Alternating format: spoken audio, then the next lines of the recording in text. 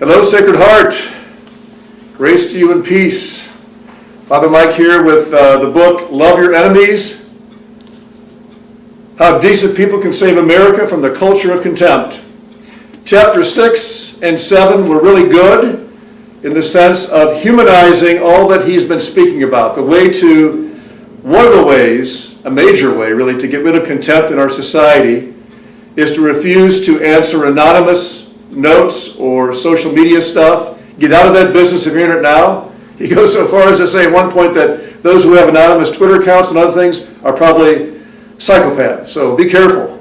It's a rough world out there in social media on the anonymous front. But the big thing is telling your story and trying to come to a way where you can humanize and not demonize your enemies. So, that means really addressing one another with the word friend, for example, which Bishop Barron does. Cornel West, the left-wing professor that dialogues with Robert George, says, my brother, Al Sharpton, my brother, Robert George, my brother, George Bush. He recognizes the basic human bond that connects us. And that's what chapters 6 and 7 kind of get after, especially 6. Talks about the brain chemical oxytocin, which is also called the love molecule. The name of the guy is Paul Zak. If you put in Paul Zak, oxytocin, OXYTOCIN, TED Talk, you'll get this marvelous 15-minute video by Dr. Paul Zak. It's really funny, too, in different places. So I really encourage you to watch that.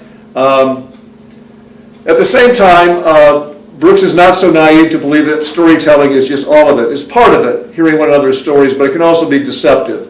So we do need data and use the other side of our brain on how to really get to the truth.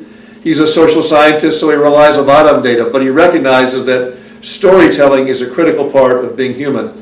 It's one of the ways our Lord Jesus taught was by parable. Many of them are very memorable because they are short stories and make a point of typically about God's mercy and how we ought to treat one another. He maintains in chapter 7 that competition of ideas is what makes America great. Not unfair competition, not competition that cheats or monopolizes, but fair competition with proper rules and people that buy into the rules of the game make us a sharper, better, more competitive nation. For that matter, better school, better family, better nonprofit, better for-profit organization. The competition properly understood by the 4 rules he gives us. He maintains that competition fosters and sustains excellence, that competition requires rules and voluntary cooperation with those rules, number 3. And number 4, competition properly understood unites people, can bring us closer together.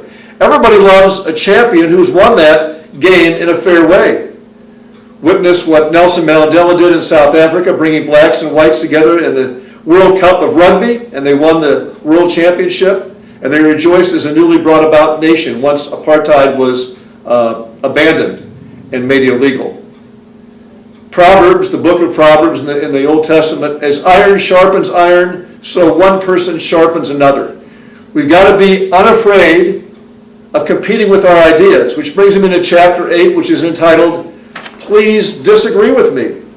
We all need a person in our life with whom we have a loving relationship. It could be a spouse, a friend, a business partner, but somebody who really cares for us and us for them, that disagrees with us, maybe some of our basic ideas, but that we have love at the core. Again, he promotes the idea of Cornel West and Robert George. If you haven't seen those videos, a marvelous firing line of 26 minutes long. It's a great example of 2 men who are diametrically opposed on many policies. George being the Catholic and conservative, Cornel West a Christian, socialist, left-wing, not afraid to compete in the world of ideas, and encourages, they go around the country encouraging college students to be more open-minded. It's a great way to sharpen your own ideas. So I encourage you with him to stand up to people who bully, whether they're in your court or not. To have a friend with whom you disagree respectfully and with love in your heart. And then say no to contempt yourself. Don't buy into it. Don't play the game. He goes so far at one point of saying, take a politics cleanse. Don't watch it for 2 weeks. It's going to be the same game when you come back to it and watch it, because politics in our current state just is full of hatred and distrust, bitterness, and contempt. And finally, he just says, encourage the competition of ideas. I asked our participants, we had a very healthy group of about 20 or 30 people on Thursday nights, and a group of between 5 and 15 on Wednesday mornings. Most everybody liked this book. It wasn't the greatest thing they'd ever read. It was hard reading sometimes. The vocabulary was a little bit tough. But he's a social scientist and a PhD. They use big words. He footnotes everything. He verifies everything in here. That being said, most people give it between a 5 and a 9 as a book. I've bought this book for many people. I think he offers a way out of our current culture of bitterness, suspicion, and contempt. As I thought about it for myself, I have at least 4 people, 2 of them are in my family, who I get to see on Easter, who we disagree with each other vociferously from the base. But we do love one another. It's an opportunity for me to practice some of these principles, which I encourage you to do as well. Again, the book is Love Your Enemies, How Decent People Can Save America from the Culture of Contempt. I hope to, next Advent and Lent, have something similar, maybe a little bit more spiritual, in the sense of, during Advent, have a book called The Way or the Path to Serenity. It's kind of a long commentary and meditation on the famous Serenity Prayer, written by a Catholic priest. It was very good. I want to get that book and reread it and work it out. And during Advent, which is meant to be a time for prayer, hopefully present that to the parish and maybe have some of these classes. It was a great way for me in COVID time to get to know people. I've only been here 21 months, and 12 of those months have been COVID struck, going on 13 now.